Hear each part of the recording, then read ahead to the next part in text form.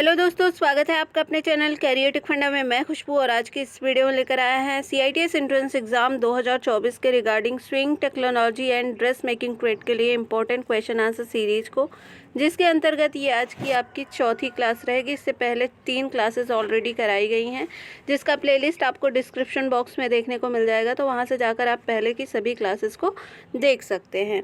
और अगर आपने अभी तक हमारे चैनल को सब्सक्राइब नहीं किया है, ज़रूर से सब्सक्राइब कर लीजिए, जिससे CITS से जुड़ी हर एक सही अपडेट और क्लासेस आप तक समय पर पहुंचती रहें। तो आइए क्लास स्टार्ट करते हैं। और आज की क्लास का हमारा पहला क्वेश्चन रहेगा, what is the name of part marked as X. X के रूप में चिन्हित भाग का नाम क्या है। ये जो आपको फिगर दिख रहा है, इसमें ये एक्स के रूप में जो चिन्हित भाग है, जिसको एक्स से डिनोट किया जा रहा है, इस भाग को क्या कहते हैं। ऑप्शंस देख लेते हैं। ऑप्शंस क्या क्या है।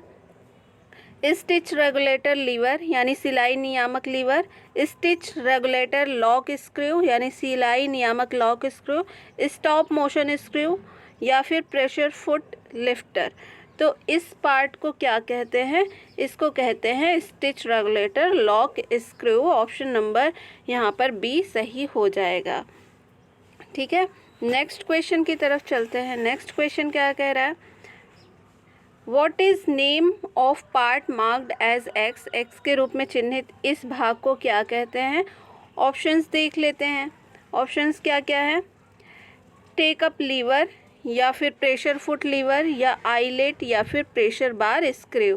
तो इसको क्या कहते हैं, इसको टेक अप लीवर कहते हैं। ऑप्शन नंबर ए यहाँ पर सही हो जाएगा। नेक्स्ट क्वेश्चन की तरफ। नेक्स्ट क्वेश्चन है, what is the name of part marked as X. X के रूप में इस चिन्हित भाग को क्या कहते हैं, इसको क्या कहते हैं। ऑप्शंस देख लेते हैं। ये सभी आपके मशीन पार्ट है, यानी आपको इन क्वेश्चंस को देखकर क्या समझ में आ रहा है कि आपको मशीन की जो सिलाई मशीन है उसके हर एक पार्ट के बारे में जानकारी होनी चाहिए। ठीक है, तो यहाँ पर फ्लाई व्हील है, स्टॉप मोशन है या फिर बैलेंस्ड व्हील है या फिर बॉबिन वाइंडर है। तो इसको क्या कहते हैं, इसको कहते हैं स्टॉप मोशन स्क्रू। सॉरी, इसको क्या कहते हैं, इस पूरे भाग को इसको फ्लाई व्हील कहते हैं। ऑप्शन नंबर ए इस क्वेश्चन का सही हो जाएगा। नेक्स्ट क्वेश्चन की तरफ चलते हैं। नेक्स्ट क्वेश्चन है, what part in what we put the bobbin is fixed. हम किस हिस्से में बॉबिन तय करते हैं, बॉबिन को फिक्स करते हैं। ऑप्शन हैं आपके शटल रेस या फिर शटल या फिर बॉबिन केस या फिर बॉबिन वाइंडर। तो बॉबिन को किस हिस्से में रखते हैं, बॉबिन केस के अंदर रखते हैं। ऑप्शन नंबर सी इस क्वेश्चन का सही हो जाएगा। नेक्स्ट क्वेश्चन है, which part holds the needle at one end with help of the clamp. Clamp की मदद से एक छोर पर सुई किन हिस्सों को रखती है। ऑप्शन है आपके face plate, fly wheel, needle bar या फिर प्रेशर फुट। तो क्लैम्प की मदद से एक छोर पर सुई किन हिस्सों पर को रखती है, नीडल बार को। ऑप्शन नंबर सी इस क्वेश्चन का सही हो जाएगा। नेक्स्ट क्वेश्चन की तरफ चलते हैं। नेक्स्ट क्वेश्चन है, which type of attachment is used for gathering by machine. Machine द्वारा कपड़े इकट्ठा करने के लिए कौन से अनुलग्न का उपयोग किया जाता है। ऑप्शंस है बाइंडर अटैचमेंट या फिर फोल्डर अटैचमेंट्स या फिर गाइड अटैचमेंट्स या फिर फुट अटैचमेंट्स। तो कपड़े को मशीन द्वारा कपड़े को इकट्ठा करने के लिए कौन से अनुलग्न का उपयोग यहाँ पर किया जाता है, foot attachment. Option number D इस क्वेश्चन का सही हो जाएगा। नेक्स्ट क्वेश्चन है, what is specially used for decorative purpose with longer stitch. यानी लंबे टाँके के साथ सजावटी उद्देश्य के लिए विशेष रूप से क्या उपयोग किया जाता है। ऑप्शंस हैं hinged pressure foot, gathering foot, pressure foot या फिर जिपर फुट। तो किसका यूज किया जाता है सजावटी उद्देश्य के लिए, गैदरिंग फुट का। ऑप्शन नंबर बी इस क्वेश्चन का सही हो जाएगा। नेक्स्ट क्वेश्चन है, which attachment is used for covering cord. Cord और जिपर्स को कवर करने के लिए कौन सा अटैचमेंट इस्तेमाल किया जाता है। ऑप्शंस हैं tucker foot, zipper foot, pressure foot या फिर रफलर फुट। तो कॉर्ड और जिपर्स को कवर करने के लिए किस अटैचमेंट का इस्तेमाल किया जाता है, यहाँ पर जिपर फुट का इस्तेमाल किया जाता है। नेक्स्ट क्वेश्चन की तरफ चलते हैं। नेक्स्ट क्वेश्चन है, which machine is used for special purpose to finishing edges and sometimes for seaming. Edge को ख़त्म करने के लिए और कभी कभी सीवन के लिए विशेष प्रयोजन के लिए किस मशीन का उपयोग किया जाता है? ऑप्शन है double needle machine, zigzag machine, overlock machine या फिर बटन स्विंग। तो किसका यूज किया जाता है विशेष प्रयोजन के लिए? इसमें आपका यूज किया जाता है ओवरलॉक मशीन का। ऑप्शन नंबर सी इस क्वेश्चन का सही हो जाएगा। नेक्स्ट क्वेश्चन की तरफ चलते हैं। Which attachment is used for folding या फिर जॉइनिंग वाइल्स साइमल्टेनियसली स्विंग, यानी एक साथ सिलाई करते समय तह या जुड़ने के लिए कौन से अटैचमेंट का यूज किया जाता है? ऑप्शन है गाइड अटैचमेंट का, बाइंडर एंड फोल्डर अटैचमेंट का, फुट अटैचमेंट का या फिर बटन होल अटैचमेंट का। तो किसका यूज किया जाता है सिलाई करते समय तह को जोड़ने के लिए? इसमें बाइंडर एंड फोल्डर अटैचमेंट का यूज किया जाता है। ऑप्शन नंबर बी इस क्वेश्चन का सही हो जाएगा। नेक्स्ट क्वेश्चन की तरफ चलते हैं। Which is the overlock machine use to goods of textile finishing, कपड़ा परिष्करण के सामान के लिए उपयोग किए जाने वाली ओवरलॉक मशीन कौन सी है? ऑप्शंस हैं 1 थ्रेड ओवरलॉक मशीन या फिर 2 थ्रेड ओवरलॉक मशीन या फिर 3 थ्रेड ओवरलॉक मशीन या फिर 4 थ्रेड ओवरलॉक मशीन। तो परिष्करण के सामान के लिए उपयोग किए जाने वाला ओवरलॉक मशीन कौन सा है? ये है 3 thread overlock machine. Option number C इस क्वेश्चन का सही हो जाएगा। नेक्स्ट क्वेश्चन है which purpose of used to motorised sewing machine in garment industry, परिधान उद्योग में मोटर चलित मशीन सिलाई मशीन का उपयोग किस उद्देश्य से किया जाता है? ऑप्शन है आपके लो प्रोडक्शन के लिए, पुअर प्रोडक्शन के लिए, हाई प्रोडक्शन के लिए या फिर एवरेज प्रोडक्शन के लिए। तो परिधान उद्योग जो इंडस्ट्री होती है उसमें मोटर चलित मशीन का यूज किस लिए किया जाता है? ताकि आप ज़्यादा से ज़्यादा कम समय में ज़्यादा से ज़्यादा कपड़े बना सके। ऑप्शन नंबर सी यहाँ पर सही हो जाएगा, हाई प्रोडक्शन के लिए। ठीक है, मिनिमम टाइम में एक से ज़्यादा कपड़े बनाने के लिए। जैसे आप हाथ से सिलाई करेंगे तो मान लीजिए एक दिन में 3 से 4 ही कपड़ा आप सिल पाएंगे। इसीलिए जो मोटर चलित मशीन होती है सिलाई मशीन, उससे आप एक समय में बहुत सारे कपड़े सिल सकते हैं। नेक्स्ट क्वेश्चन की तरफ चलते हैं। नेक्स्ट क्वेश्चन है what is the function of finger guard, finger guard का क्या कार्य होता है? ऑप्शन से आपके वाइंड्स द थ्रेड, धागा बांधने के लिए, प्रिवेंट द फिंगर, उंगली को खरोंच से बचाने के लिए या फिर हेल्प ऑफ बेल्ट की मदद के लिए या फिर फॉर रबिंग रगड़ के लिए। तो जो फिंगर गार्ड होता है उसका क्या उपयोग होता है? फिंगर गार्ड का उंगली को किसी प्रकार की खरोंच से बचाने के लिए, प्रिवेंट द फिंगर।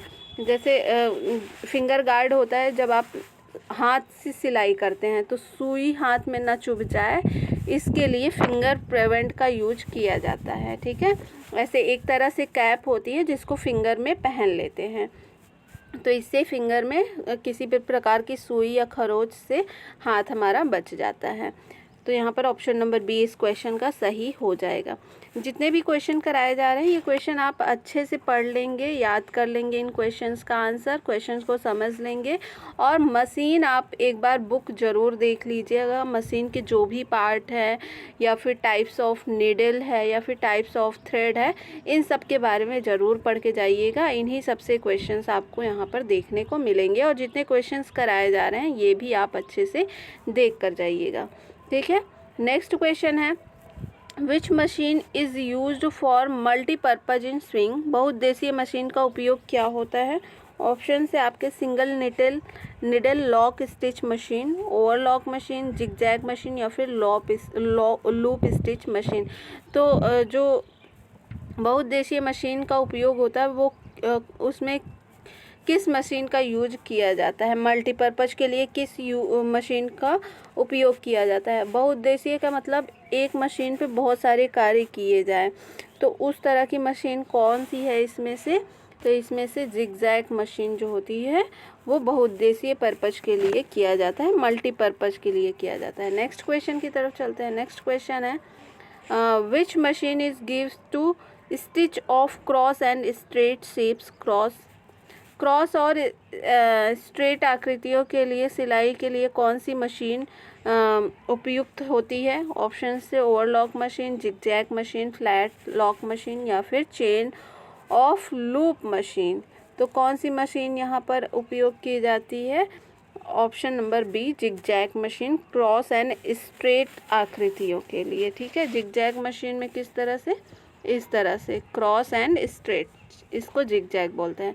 तो नेक्स्ट क्वेश्चन की तरफ चलते हैं। नेक्स्ट क्वेश्चन है, which machine is used for decorative purpose? सजावटी उद्देश्य के लिए किस मशीन का उपयोग किया जाता है?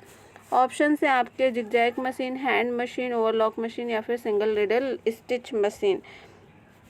तो जो सजावटी उद्देश्य होता है उसके लिए कौन सी मशीन का यूज किया जाता है? Zigzag machine. जिगजैग मशीन के थ्रू एक पैटर्न सा खुद बन जाता है जो देखने में आकर्षक लगता है। ठीक है, तो इसका मेन पर्पज होता है डेकोरेटिव पर्पज के लिए जिगजैग मशीन का यूज किया जाता है। ऑप्शन नंबर ए यहाँ पर सही हो जाएगा। नेक्स्ट क्वेश्चन की तरफ चलते हैं। What is the function of motorized swing machine part of accelerator?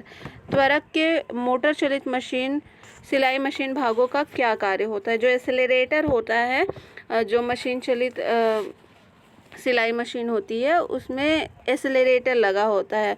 उस एक्सेलरेटर का उद्देश्य क्या होता है? ऑप्शन से आपके कंट्रोल द स्टिच, सिलाई को नियंत्रित करने के लिए, कंट्रोल द पावर स्टिच पर नियंत्रण रखने के लिए, या फिर कंट्रोल द स्पीड, गति को नियंत्रित रखने के लिए, या फिर कंट्रोल द बैलेंस व्हील। तो एक्सेलरेटर का इस्तेमाल क्यों किया जाता है? जो इलेक्ट्रिक मशीनें होती हैं स्पीड को कंट्रोल करने के लिए, ठीक है, गति को कंट्रोल करने के लिए। जैसे आप हैंड व्हील वाली जो स्विंग मशीन होती है उसमें आप हाथ से उसको कंट्रोल करते हैं, उसकी स्पीड को। जो पैर वाली मशीन होती है उसमें पैर के थ्रू उसकी स्पीड को कंट्रोल किया जाता है। इसी तरह जो इलेक्ट्रिक मशीनें होती हैं, स्वचालित मशीनें होती हैं, मोटराइज्ड होती हैं, उनको कंट्रोल करने के लिए क्या लगा रहता है? एक्सेलरेटर लगा रहता है, जिससे आप मशीन को किस टाइम रोकना है उसको रोक सकते हैं, उसकी स्पीड कम ज़्यादा कर सकते हैं। तो इस पर्पस के लिए एक्सेलरेटर का इस्तेमाल किया जाता है। नेक्स्ट क्वेश्चन की तरफ चलते हैं। नेक्स्ट क्वेश्चन है, how to needle control can be done? सुई नियंत्रण कैसे किया जाता है? ऑप्शन से the practice of needle fixing, सुई ठीक करने के अभ्यास से, they can maintain the broken needle record, वे टूटी हुई सुइयों के रिकॉर्ड को बनाए रख सकते हैं, स्टिचिंग प्लेस नीटली, बड़े करीने से सिलाई जगह पे, या फिर process for easy running of the machine, machine को आसानी से चलाने की प्रक्रिया के लिए। तो सुई नियंत्रण कैसे किया जाता है यहाँ पर? They can maintain the broken needle record. Option number B यहाँ पर सही हो जाएगा। ठीक है, नेक्स्ट क्वेश्चन की तरफ चलते हैं। नेक्स्ट क्वेश्चन है, how is maintain to when not is in use sewing machine? सिलाई मशीन का उपयोग नहीं करने पर मेंटेन कैसे होता है? ठीक है, सिलाई मशीन बहुत दिन से आपकी खाली पड़ी है तो उसको मेंटेनेंस के लिए क्या किया जाता है? ऑन द प्लग, प्लग पर, कवर द मशीन, मशीन को कवर करेंगे, नॉट कवर द मशीन, या फिर मोटर रनिंग कंडीशन, मोटर हमेशा रनिंग कंडीशन में छोड़ेंगे।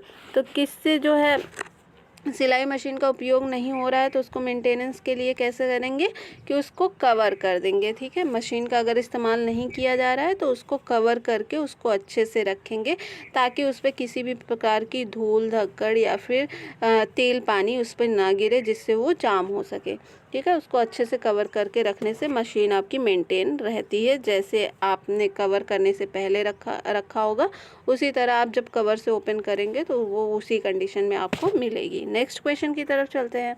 नेक्स्ट क्वेश्चन है, which type of swing machine used in industrial production? औद्योगिक उत्पादन में किस प्रकार की सिलाई मशीन का उपयोग किया जाता है?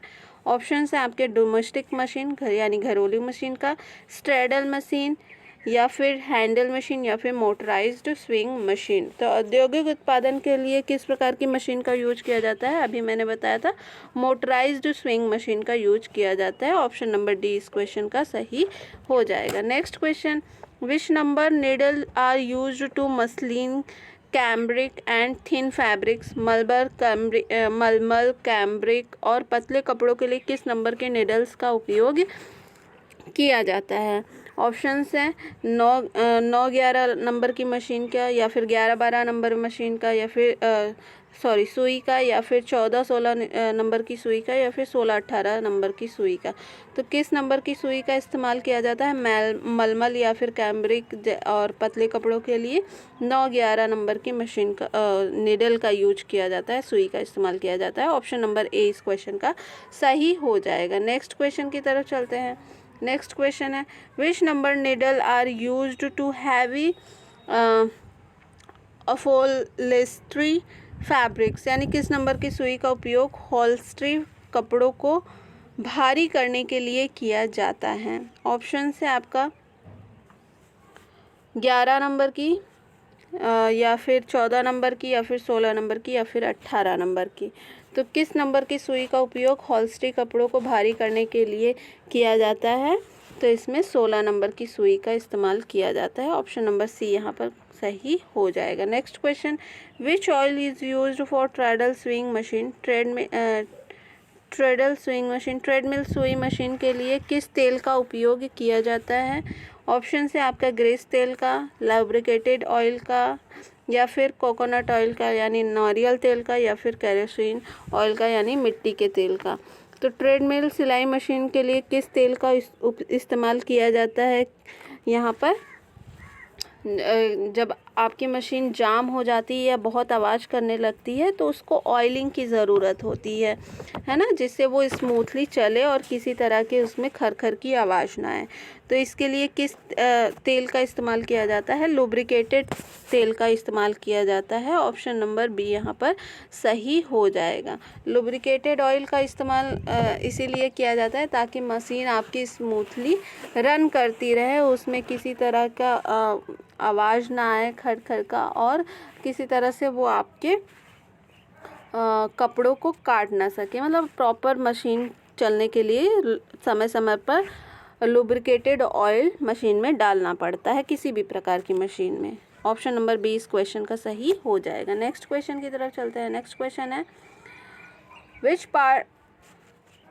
Part of helps to move the cloth forward while sewing, सिलाई करते समय कपड़े को आगे बढ़ाने में कौन सा भाग मदद करता है? ऑप्शन है आपके pressure foot, stop motion screw, feed dog, या फिर स्टिच रेगुलेटर। तो सिलाई करते समय कपड़े को आगे बढ़ाने में कौन सा भाग मदद करता है? जैसे जैसे आप सिलाई करते जाते हैं कपड़ा आपका आगे खिसकता जाता है, इसके लिए कौन सा भाग जिम्मेदार होता है? यहाँ पर ये होता है feed dog. Option number C इस क्वेश्चन का सही हो जाएगा। नेक्स्ट क्वेश्चन है what is the function of pressure foot, pressure foot का कार्य क्या है? ऑप्शंस हैं स्विंग टू क्लॉथ, कपड़े को सिलना, फर्मली टू क्लॉथ, मजबूती से कपड़े को पकड़ना, मूविंग टू क्लॉथ, कपड़े की ओर बढ़ना, या फिर वाइंडिंग टू क्लॉथ यानी कपड़े को बांधना। तो प्रेशर फुट का यहाँ पर क्या कार्य होता है? प्रेशर फुट का कार्य होता है फर्मली टू क्लॉथ यानी कपड़े को सिलाई के दौरान मजबूती से पकड़े रहना। ऑप्शन नंबर बी इस क्वेश्चन का सही हो जाएगा। नेक्स्ट क्वेश्चन है Which part is the engages and disengages the stitch mechanism, सिलाई तंत्र को कौन सा भाग संलग्न और विघटित करते हैं? यानी जो मशीन है उसमें कौन सा भाग सिलाई के कपड़ों के साथ इंगेजिंग और डिसएंगेजिंग का कार्य करता है? ऑप्शन है आपका स्टॉप मोशन स्क्रू, या फिर फ्लाई व्हील, या फिर बॉबिन बाइंडर, या फिर प्रेशर फुट। तो कौन सा भाग है जो मशीन को इंगेज और डिसएंगेज करता है? Stop motion screw. Option number A यहाँ पर सही हो जाएगा इस क्वेश्चन का। नेक्स्ट क्वेश्चन है which part holds the thread in position from the spool into the needle, spool से सुई की स्थिति में धागा किस भाग को धारण करता है? ऑप्शन है नीडल, या फिर थ्रेड गाइड, या फिर नीडल प्लेट, या फिर फेस प्लेट। तो कौन स्पूल से सुई की स्थिति में धागा किस भाग को धारण करता है इसमें से? तो ये थ्रेड गाइड होता है। ऑप्शन नंबर बी यहाँ पर सही हो जाएगा। नेक्स्ट क्वेश्चन है how is the rectification of material not feeding correctly, सामग्री का सुधार सही तरीके से कैसे नहीं हो रहा है? ऑप्शन है use only sewing machine oil, केवल सिलाई मशीन के तेल का उपयोग करने से, check the pressure foot and its प्रेशर पैर और आई सेट प्रेशर की जांच करने से, या फिर thread jammed in shuttle race, thread ने शटल रेस में भाग लिया, या फिर gummed oil and dirt on bearing पर जो है गंदगी या फिर तेल लगने से। तो सामग्री का सुधार सही तरीके से कैसे नहीं हो सकता है, किस कारण से नहीं हो सकता है? Check the pressure foot and its pressure foot की प्रेशर को चेक करना चाहिए अगर जब सामग्री पर सही तरह से कार्य नहीं हो रहा है। नेक्स्ट क्वेश्चन की तरफ चलते हैं। नेक्स्ट क्वेश्चन है, what are the function of thread take up liver?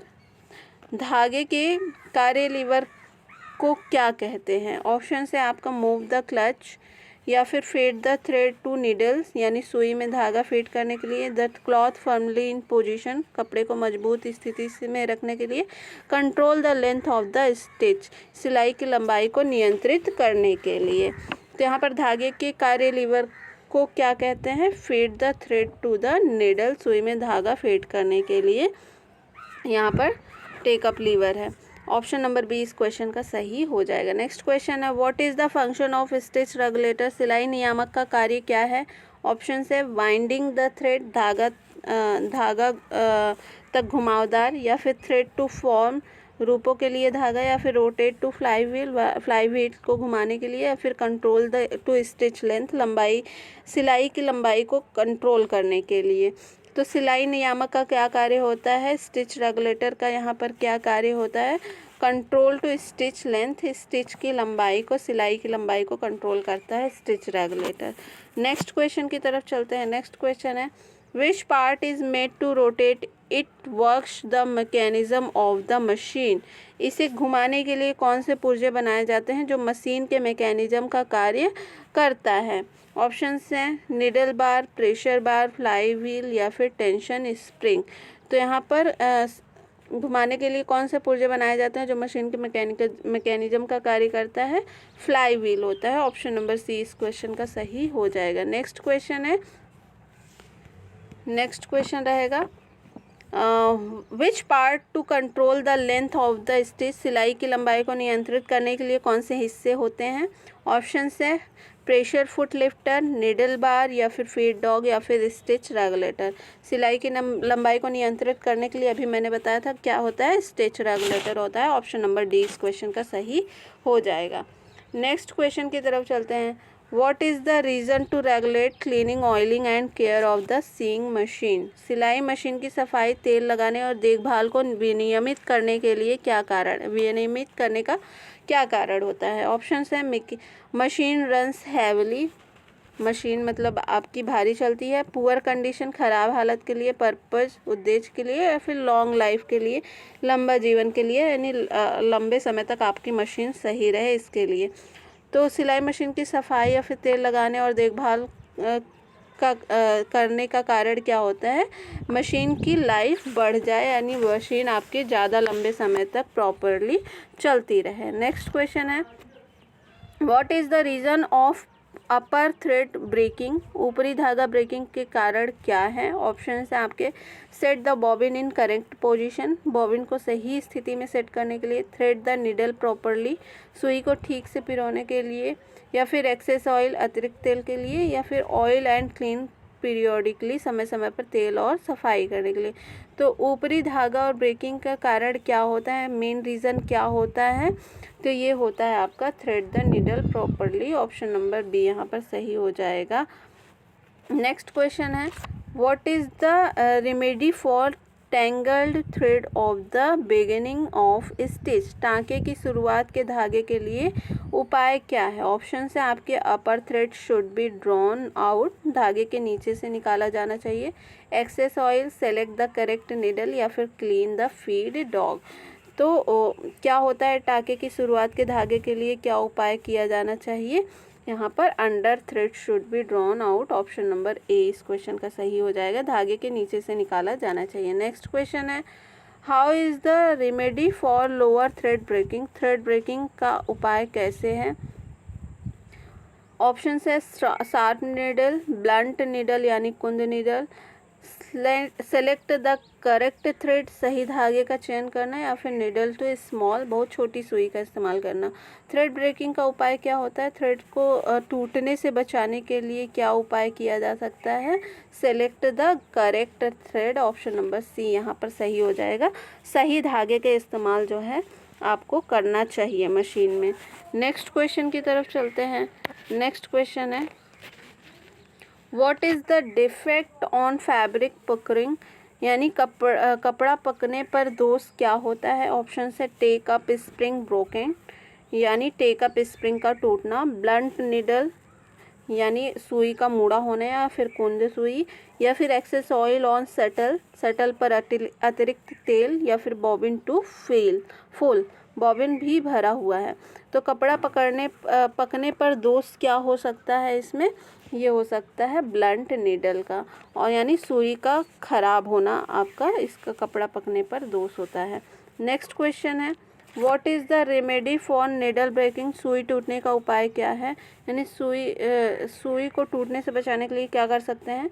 Set the pressure foot properly, pressure पैर जो फुट होता है उसको ठीक से सेट करना चाहिए।